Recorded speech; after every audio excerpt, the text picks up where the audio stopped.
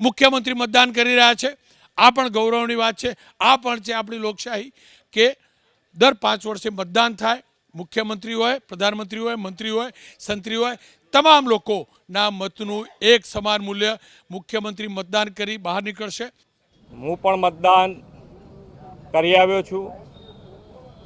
ભારત દેશને શ્રેષ્ઠ ભારત, સમૃદ્ધ ભારત